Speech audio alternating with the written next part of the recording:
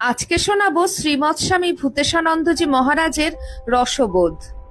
মহারাজ সন্ন্যাস নাম পেলেন স্বামী ভূতেশানন্দ। ভূতেশ মানে ভূতের ঈশ অর্থাৎ নিয়ন্তা, শিবের অপর নাম।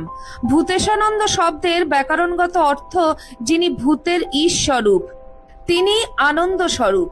পরমেশ্বর শিবেরই একটি নাম। আরেকটি সাধারণ অর্থ হলো শিব যার প্রিয়, শিব যার আনন্দের কেন্দ্র। যাই হোক, সন্ন্যাস নাম পেয়ে আনন্দের সঙ্গে তিনি সকলকেই নামটি বলছেন। লক্ষ্য করলেন অনেকে যেন নামটি শুনে খুশি নন। কেউ কেউ বললেন, মহাপুরুষ মহারাজকে বলে তুমি নামটা পাল্টে নাও, কি একটা ভূতেশানন্দ নাম, সবাই শেষে ভূত ভূত করবে। মহারাজ শুধু বলেছিলেন, কেন, আমার তো খুব ভালো লেগেছে। যাই হোক, এই প্রসঙ্গটির উল্লেখ করে মহারাজ একদিন কৌতুক ভরে বলছেন, জানো সেই ভূত এখনো ছাড়ানো যায়নি। কি রকম? এই তো একটু আগে ভক্তদের প্রণাম হলো। এক মহিলা ভক্ত তার মেয়ের জন্য দীক্ষার কথা বলল। আমি বললাম, তোমার দীক্ষা হয়েছে? সে বলল, হ্যাঁ হয়েছে।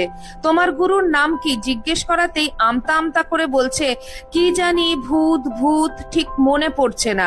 আমি বললাম, ভূতেশানন্দ? একগাল হেসে বললেন, হ্যাঁ হ্যাঁ ভূতেশানন্দ। বললাম, তাকে মনে আছে?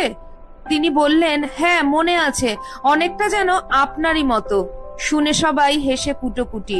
মহারাজও হাসছেন তো হাসছেন। একদিন মহারাজ বলছেন, গুরুদেব গুরুদেব করে কত যে চিঠি আসে বুঝলে, কেউ কেউ তাড়াহুড়োতে গয়ে হস্যুকারটা দিতেই ভুলে যায়।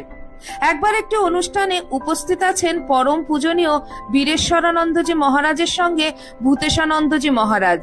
মাইকে বারবার ঘোষণা চলছে, আজকের এই অনুষ্ঠানে আমাদের মধ্যে উপস্থিত আছেন রামকৃষ্ণ মঠ ও মিশনের প্রেসিডেন্ট শ্রীমৎ স্বামী বীরেশ্বরানন্দজি মহারাজ এবং ভাইস প্রেসিডেন্ট শ্রীমৎ স্বামী ভূতেশ্বরানন্দজি মহারাজ।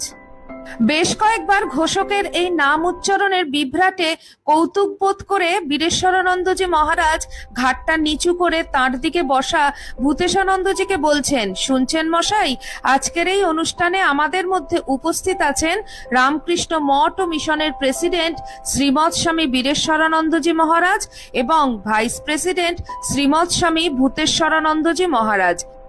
সঙ্গে সঙ্গে ভূতেশানন্দজি মহারাজ বললেন, এজন্য তো আপনিই দায়ী। মানে? জিজ্ঞেস করলেন বীরেশ্বরানন্দজি মহারাজ। ভূতেশানন্দজি বলছেন, ওরা ভেবেছে প্রেসিডেন্ট যখন বীরেশ্বর তখন ভাইস প্রেসিডেন্ট নিশ্চয়ই ভূতেশ্বর। কথা শেষ না হতেই দুই প্রবীণের সে কি ছেলে মানুষের মতন হাসি। এইরকমই ছিল মহারাজের রসবোধ।